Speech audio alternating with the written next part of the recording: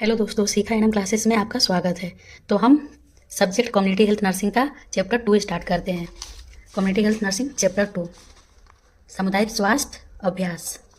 Heading है स्वास्थ्य व्यवहार एवं उनके कारक। स्वास्थ्य के व्यवहार और एवं उनके कारक के बारे में पढ़ना है। तो पहला हेडिंग पहले हम लोग पढ़ते हैं सामुदायिक स्वास्थ्य।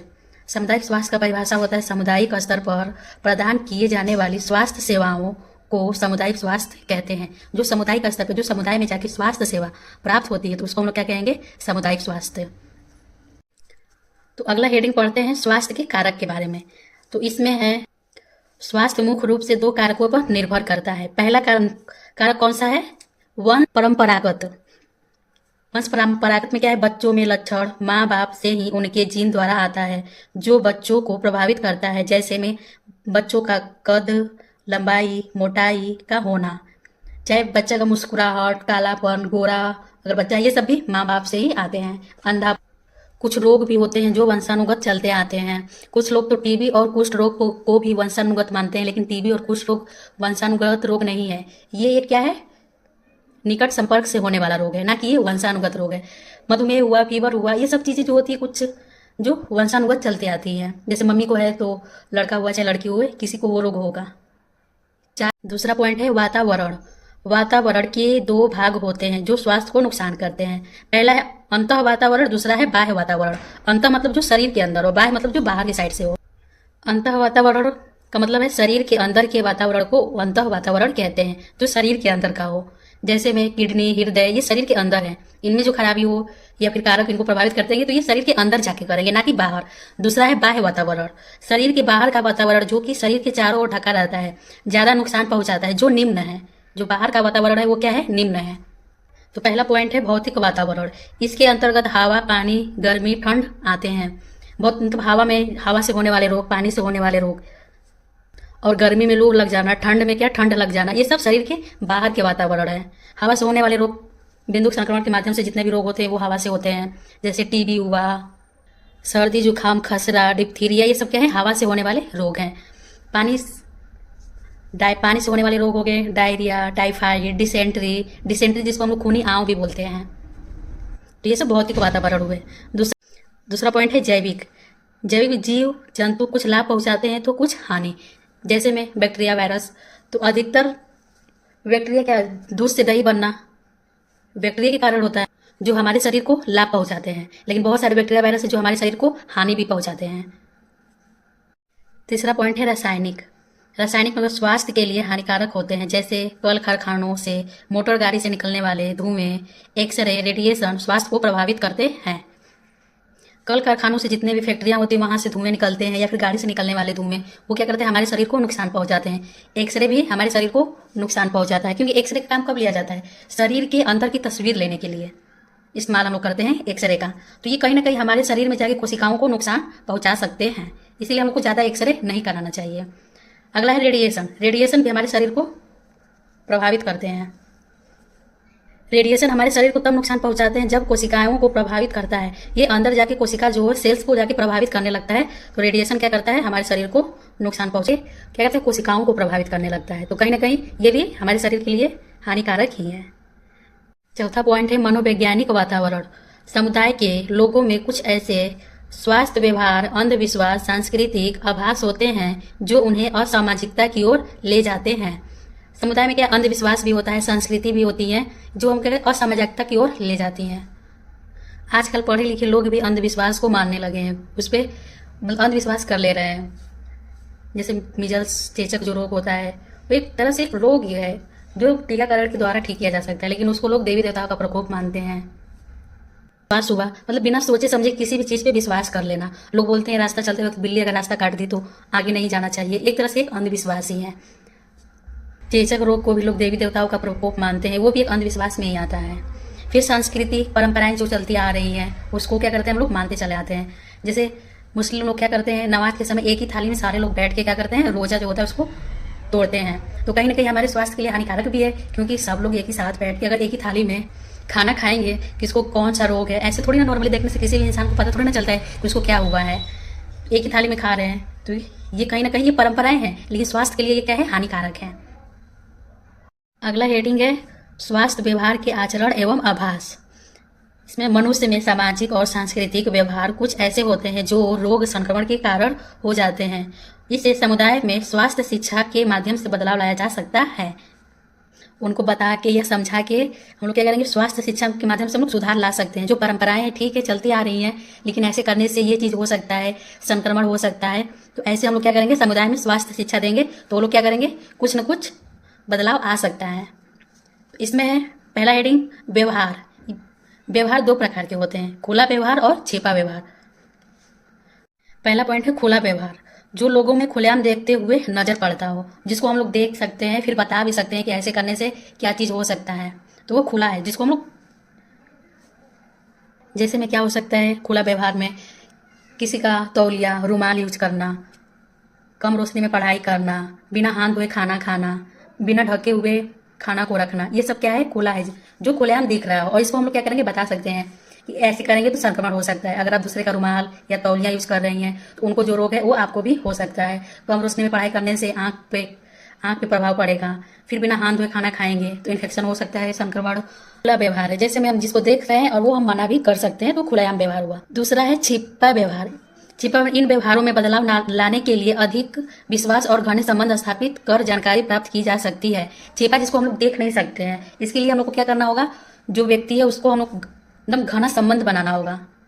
संबंध बनाएंगे तो शायद वो अपने जो छिपा व्यवहार जो यूज करती हैं वो चीज़ बता सकती हैं। जैसे महिलाएं होती हैं मासिक धर्म के अनुसार गंदे कपड़े का पैड यूज करती हैं, जो कि स्वास्थ्य के लिए हानिकारक होता है, तो ये छिपा है जिसको हम लोग देख नहीं सकते हैं। अगर उनसे मेरा संबंध अच्छा रहेगा, घना रहेगा, अगर वो मेरे से शेयर करेंगी तो ये चीज़ हम उनको बता सकते हैं। तो इसीलिए हम लोग छिपा व्यवहार जानने के लिए घना संबंध होना बहुत जरूरी है। हेडिंग है समुदाय के विश्वास एवं सांस्कृतिक आभास। इसमें पहला पॉइंट है विश्वास। विश्वास परंपराएं, रीति रिवाज एवं अंधविश्वास पर टिकी होती हैं। खासकर भारतीय समुदाय में अंधविश्वास ज़्यादा प्रचलित हैं, जो परंपराएं बन गई हैं। इसका मतलब होता है किसी पर या किसी चीज़ पे क्या करना, पूरा भरोसा कर लेना। परंपराएं, रीति रिवाज जो होती हैं पीढ़ी दर पीढ़ी चलते आती हैं। अगर पहले से शादी का या फिर त्यौहार का जो रिवाज रहता है वो अभी तक लोग समाज में मानते चले आते हैं। बड़े बुजुर्ग का आदर कैसे करना चाहिए, ये भी क्या है, परंपराएं में ही आता है, रीति रिवाज में ही। फिर अंधविश्वास, आजकल पढ़े लिखे लोग भी अंधविश्वास के चक्कर में आ जा रहे हैं। कोई भी बीमारी को देवी देवताओं का प्रकोप मान ले रहे हैं। चेचक रोग हुआ या छोटी माता आदि सब जो रोग है उसको क्या करते हैं, शीतला माँ का प्रकोप मान लेते हैं। तो कहीं ना कहीं हम लोग जो एक प्रचलित एक परंपरा बन गई है, जो पीढ़ी दर पीढ़ी चलते आ रही है। हेडिंग है संस्कृति। हर्ष कोविटस के अनुसार सांस्कृतिक मानव व्यवहार का सीखा हुआ मार्ग है। मानव संस्कृति एक पीढ़ी से दूसरी पीढ़ी तक सीखने का कारण होता है, जो पीढ़ी दर पीढ़ी क्या होती है, चलती आ रही है। जैसे में पहले के लोग घर पे ही पैदा होते थे, तो अगर उनके दादा, जैसे पीढ़ी दर चलते, जैसे उनके पापा के पापा, उनके पापा के पापा, पहले के लोग तो क्या होते थे, डिलीवरी सबका घर पे होता था। पहले हॉस्पिटल की सुविधा उतना थी ही नहीं, तो अगर किसी का जन्म होता था, जो अम्लाइकल कोड जिसको नाभि रज्जु बोलते हैं, फिर जैसे देहाती लैंग्वेज में बोलते हैं नार कटाई, नार बोलते हैं, नाभि रज्जु को दिया था नार। तो नार कटाई जो होता था तो पहले के या तो से या फिर हसुआ से काटा जाता था, तो उसको लोग क्या करते थे, रख देते थे कि फिर वही एक परंपरा चली आती थी। उनके जैसे दादा का हुआ तो पापा का भी जो नाभि रज्जु है या नार, ये इस उनका फिर उसी से कटेगा, फिर उनके लड़के पापा का भी, फिर पापा के उनके लड़के वो, वैसे करते सब पीढ़ी दर पीढ़ी जो नार कटाई होता था वो या तो ब्लेड से या फिर हसुआ से ही काटा जाता था। ये एक परंपरा थी, लेकिन कहीं ना कहीं ये स्वास्थ्य के लिए हानिकारक था, क्योंकि ज़्यादा दिन का रहता था तो मूर्छा पकड़ लेता। अगर मूर्छे वाली चीज़ से किसी भी चीज़ को काटेंगे तो टेटनस हो ही जाता था। इसीलिए ये पीढ़ी दर पीढ़ी चलती आती थी, लेकिन ये कहीं ना कहीं स्वास्थ्य के लिए हानिकारक भी थी। फिर पहले के लोग बच्चों की आंख में काजल लगाते थे। काजल लगाना तो ठीक है, लेकिन एक ही अंगुली से बहुत सारे लोगों को लगाना ये गलत है। लेकिन ये पीढ़ी दर पीढ़ी चलती आती थी, लोग एक ही हाथ में लगा के 2-3 लोग को काजल लगा देते थे। अगला हेडिंग है गृह भेंट। तो गृह भेंट का पहले हम क्या करेंगे, परिभाषा पढ़ेंगे। गृह भेंट का परिभाषा है घर घर जाकर समुदाय के लोगों से मिलने एवं संपर्क स्थापित करने की प्रक्रिया को गृह भेंट कहते हैं। जैसे समुदाय में जाके हम लोग गृह भेंट करेंगे, समुदाय से रिलेटिव, स्वास्थ्य से रिलेटिव जो भी बातें हैं समुदाय में जाके बताएंगे, तो वो गृह भेंट के माध्यम से होता है। तो गृह भेंट का उद्देश्य है, गृह भेंट का मुख्य उद्देश्य लोगों से मिलकर कार्यक्रम के विषय में विस्तार से जानकारी देना। जो भी कार्यक्रम चलाए जा रहे हैं उसको हम क्या करना, गृह भेंट के दौरान उसको विस्तार से जितना हो सके अच्छे से समझा के जानकारी देना, ये गृह भेंट का उद्देश्य है। अगला हेडिंग है गृह भेंट के सिद्धांत। तो गृह भेंट के सिद्धांत का पहला पॉइंट है गृह भेंट का उद्देश्य पूर्ण होना चाहिए। मतलब अगर हम गृह भेंट करने जा रहे हैं तो किस काम को, किस विषय में जा रहे हैं, उसका एक उद्देश्य पूर्ण होना चाहिए कि हम किस मकसद से आए हैं, मेरा क्या उद्देश्य है, क्या मतलब है, वो पूर्ण होना चाहिए। दूसरा है गृह भेंट समय समय पर करते रहना चाहिए, नहीं कि एक बार गए गृह भेंट किए उसके बाद नहीं, बीच बीच में जाके गृह भेंट करते रहना चाहिए। फिर उचित समय एवं उचित अवसर का ध्यान रखकर ही भेंट होनी चाहिए। उचित समय और उचित अवसर, जैसे त्यौहार का समय चल रहा हो या फिर शादी विवाह उस गांव में कोई फंक्शन हो तो उस वक्त नहीं जाना चाहिए। कोई उचित समय देख के ही हम लोग को क्या करना चाहिए, गृह भेंट करना चाहिए। ये नहीं कि जब मन किया तभी चल दिए गृह भेंट करने। फिर अगला पॉइंट है कार्य योजना के अनुसार गृह भेंट हो। कोई भी अगर कार्य योजना हो उसी के अनुसार क्या करना चाहिए, गृह भेंट करना चाहिए। अगला पॉइंट है गृह भेंट के दौरान स्वास्थ्य कार्यकर्ता का व्यवहार कुशल होना चाहिए। कुशल का मतलब होता है किसी चीज में वो क्या हो, माहिर हो कि ये वो चीज कर सकता है। तो गृह भेंट के दौरान स्वास्थ्य कार्यकर्ता का व्यवहार एकदम कुशल होना चाहिए, वो ये काम कर सकता है। अगला हेडिंग है गृह भेंट की तकनीक या विधि। गृह भेंट के दौरान स्वास्थ्य कार्यकर्ता को लोगों से निम्न प्रकार पेश आना चाहिए। पहला पॉइंट है प्रथम अभिवादन करें एवं स्वयं अपना परिचय दें। अगर हम गृह भेंट करने जा रहे हैं तो पहले अपना अभिवादन करें, फिर अपना परिचय दें, नमस्कार करें या गुड मॉर्निंग करें, जो भी करना हो, या जो अच्छा लगे, उनको भी अच्छा लगे सुनने में और हमको भी कहने में अच्छा लगे वही वर्ड यूज करें।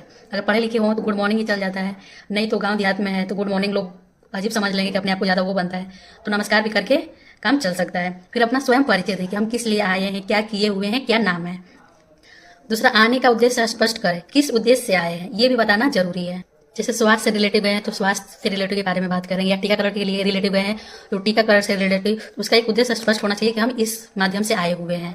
फिर अगला पॉइंट है घर के बड़े छोटे परिवार उनके रिश्ते आदि देख समझकर कोई बात करे। घर में बड़े छोटे परिवार जो उनका रिश्ता कौन क्या लगेगा ये सब भी देख के बात करना है, क्योंकि आजकल देख के अंदाजा तो लग ही नहीं रहा है कौन किसका क्या है, कौन किसके सास है, ससुर है, हस्बैंड है, ये सब भी देख समझ के ही पहले बात करना है। गोपनीय बातों को समझकर बात करें और उससे गोपनीय ही रखें। जो बात किसी को बताने लायक नहीं हो उसको, गोपनीय बातें वो बातें होती हैं जिसे हमें किसी को नहीं बताना चाहिए। अगर वो महिला हो, पुरुष हो या फिर पेशेंट हो, अगर वो अपना कोई चीज़ अंदरूनी बात बता रहा है तो उसको क्या करना, समझना, फिर उसको अपने तक ही सीमित रखना, ना कि वो बता दिया तो हम सबको बताते चल रहे हैं। फिर अगला पॉइंट है व्यक्तिगत प्रश्नों को एकांत में ही पूछे और एकांत में ही कुछ राय दे। कोई भी व्यक्तिगत जो पर्सनल प्रश्न है उसको एकांत में ले जाके पूछना और एकांत में ही राय देना है, नहीं कि एकांत में जाके पूछ लिए आके यहाँ सबके सामने बताए जा रहे हैं, नहीं, जहाँ पूछे वहीं एकांत में जैसा उसे दे देना चाहिए, नहीं कि सबके सामने ला के उसको राय दे रहे हैं, नहीं, एकांत में पूछें और एकांत में ही राय दे देना चाहिए। ये कौन करेगा, जब होम विजिट एएनएम करने जाएंगे तो गृह भेंट के दौरान ये सब चीज़ें उन लोग को करना बहुत जरूरी होता है। अगला हेडिंग है गृह भेंट से लाभ। गृह भेंट पॉइंट है सही सूचनाओं एवं समस्याओं की जानकारी हो जाती है। कोई भी सूचना हो या फिर समस्या उसका क्या होना, जानकारी हो जाना, तुरंत हो जाता है। अगर गृह भेंट नहीं करेंगे तो इसको क्या हो रहा है ये सब चीज़ें हम लोग को नहीं पता चलेंगी, अगर गृह भेंट के दौरान पता चल जाएगी तुरंत। फिर अगला पॉइंट, गृह भेंट के दौरान स्वास्थ्यकर्मी एवं परिवार के मध्य अच्छे संबंध की स्थापना होती है। नॉर्मली है कि अगर हम लोग गृह भेंट करेंगे तो परिवार और से अच्छे संबंध बन जाएंगे, जिससे हम लोग बार बार मिलेंगे तो थोड़ा नॉर्मली तो बात है, संबंध अच्छा बन जाता है, तो क्या अच्छे संबंध स्थापित हो जाते हैं स्वास्थ्यकर्मी और परिवार के बीच। अगला पॉइंट है नई नई समस्याओं की जानकारी मिलती है, जिससे निदान एवं नियंत्रण भी शीघ्र होते हैं। जो भी समस्या चल रही है, अगर गांव या समुदाय में कोई रोग फैलना स्टार्ट हुआ है, अभी फैल ही रहा है, तो अगर हम गृह भेंट करेंगे तो क्या कर सकते हैं, वो जानकारी मिल जाएगी कि कौन सा रोग हो रहा है, कैसे फैल रहा है, तो उसका हम लोग निदान क्या करेंगे, शीघ्र कर लेंगे। वही अगर हॉस्पिटल में आएगा, जब ज़्यादा हो जाएगा, बहुत लोग को फैल जाएगा, तो कहीं ना कहीं निदान करने में कुछ टाइम लग जाएगा, तो इसीलिए गृह भेंट के लाभ भी होते हैं। अगला हेडिंग है गृह भेंट से हानि। गृह भेंट से क्या क्या हानि होती है। गृह भेंट से समय की अत्यधिक हानि होती है। गृह भेंट करने में समय ज़्यादा चला जाता है, पूरा दिन लग जाता है, तो समय की सबसे ज़्यादा अत्यधिक हानि होती है। फिर चिकित्सक गृह गमन को अच्छा नहीं समझते। चिकित्सक गृह भेंट को अच्छा नहीं मानते हैं, रोज रोज गृह भेंट जाके करना। अगला पॉइंट है रोगी की विशिष्ट जांच संभव नहीं हो पाती। अगर वैसा पेशेंट है जिसको इलाज या फिर जांच की जरूरत हो, वो जांच हम लोग तो लेके मशीन तो जाएंगे नहीं, तो उसको हॉस्पिटल में ही लाना होगा, तो इसीलिए क्या कोई भी जांच संभव नहीं हो पाती है। अगला है बड़े उपकरणों को साथ ले जाना संभव नहीं होता है। जो भी बड़ा सारे औजार सब है उसको हम लोग साथ में नहीं लेके जा सकते फील्ड वर्क करने के लिए। फिर अधिकतर लोग घरों में बाहरी व्यक्तियों का प्रवेश उचित नहीं मानते। कितने लोग अपने घर में बाहर के लोगों को आना अच्छा नहीं समझते हैं, तो ये हानि होती है गृह भेंट के। दोस्तों चैप्टर 2 खत्म हो चुका है। सब्जेक्ट जो था कम्युनिटी हेल्थ नर्सिंग का चैप्टर 2 सामुदायिक स्वास्थ्य अभ्यास से खत्म हो चुका है। हम नेक्स्ट वीडियो में नेक्स्ट चैप्टर के साथ मिलते हैं। अगर वीडियो अच्छा लगे तो लाइक कर लें और सब्सक्राइब भी कर लें।